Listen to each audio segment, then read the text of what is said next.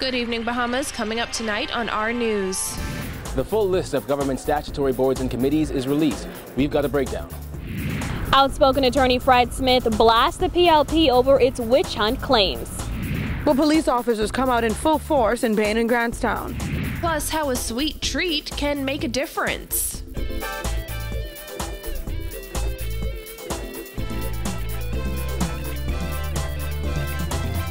Our news is brought to you by Alive, the nation's newest and best LTE network. Good to be alive.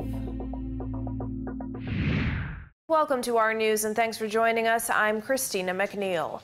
Topping news tonight, many of the remaining Free National Movement members of Parliament who weren't given cabinet or parliamentary secretary positions have been placed as heads of government boards and committees. The list of 104 statutory boards and committees was released this morning and includes some names you may recognize. Kyle Joaquin has the breakdown. 2 months after defeating former Prime Minister Perry Christie in a seat he held for 4 decades, Centreville MP Reece Chipman now heads the Antiquities, Monuments and Museums Board. He's one of several FNM MPs now leading a government board following the FNM's May 10th general election win. Despite expressing his disappointment in not being granted a cabinet post back in May, Long Island MP Adrian Gibson has been named chairman of the Water and Sewage Corporation, taking over from former Tall Pines MP Leslie Miller. Pine Ridge MP Frederick McAlpine now heads the Hotel Corporation of the Bahamas, while North Eleuthera MP Ricky Mackey takes the lead as chairman of Nassau Flight Services. And after the recent controversy that erupted at the Bahamas Agricultural and Industrial Corporation, Mike Hell MP Miriam Emanuel will take over as chairman. Fort Charlotte MP Mark Humes, an educator and trade unionist, has been named chairman of the Bahamas Agricultural, Health and Food Safety Authority. Now, as for the Clifton Heritage Authority, Fox Hill MP Sean L. Ferguson will now serve as chairman, while St. Barnabas MP Shannon Don Cartwright heads the Public Parks and Beaches Authority. Businessman in Central and South Eleuthera MP Hank Johnson will have his work cut out for him as chairman of the Road Traffic Authority. And while his brother Dion Folks sits in cabinet, Golden Gates MP Michael Folks will serve as chairman of the Education Loan Authority. Marvin Dames, who is the Minister of National Security, will head the Advisory Committee on the Prerogative of Mercy.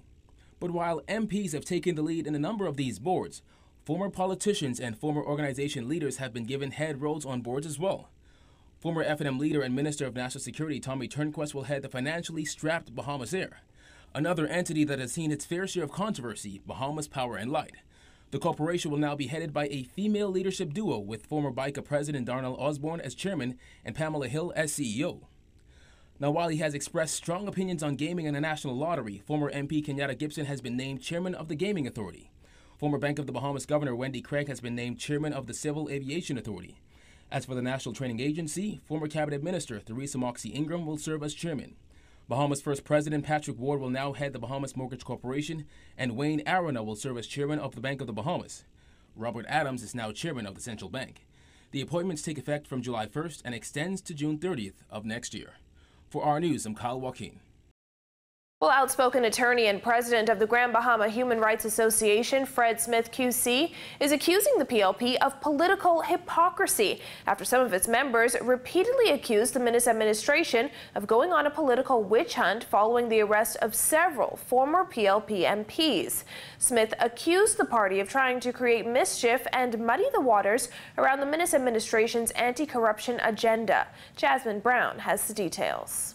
Smith says he doesn't understand what the PLP is whining about, as he insists no one is above the law. And I glory in what is going on today, because the message that is being sent out by the prosecuting authorities is nobody is above the law. Earlier this month, Prime Minister Hubert Minnis fired back at critics who insisted his administration is conducting a political witch hunt. And last week, National Security Minister Marvin Dames asserted accusations of the witch hunt argument hold no water because it's the police and not the government who are charging people. I don't know of any witch hunt that is going on. And this is just political hypocrisy, political grandstanding by the PLP. But the opposition has held a much different view. In a letter that was published by the press on Monday, PLP leader Philip Brave Davis alleged the arrests of former parliamentarians was an abuse by the Minnis administration.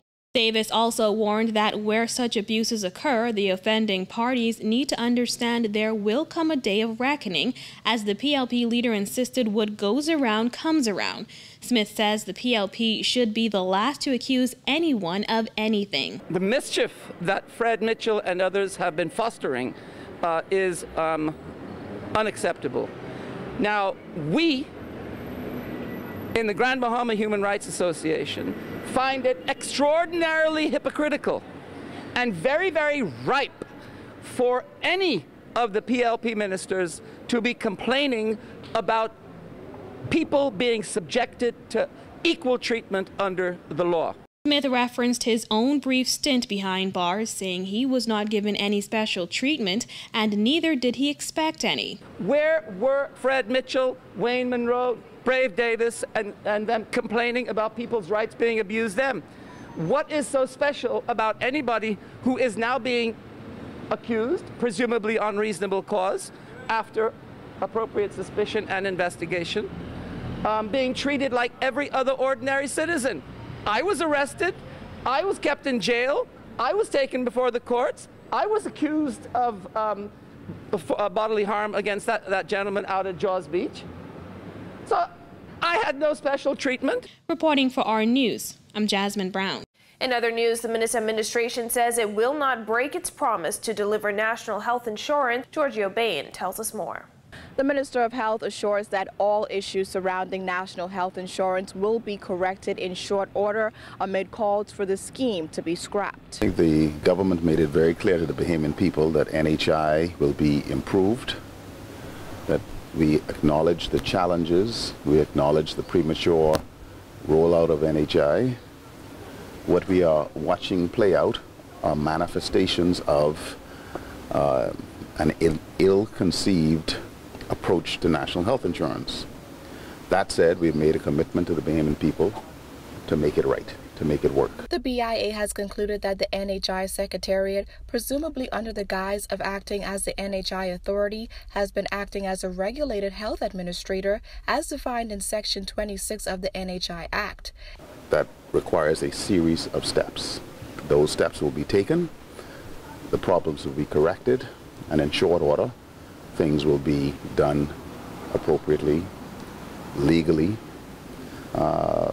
You know, you put two lawyers in the same room, you're going to get two slightly different answers. According to Sands, while he is aware of the legal opinion on either side, we have to make a decision.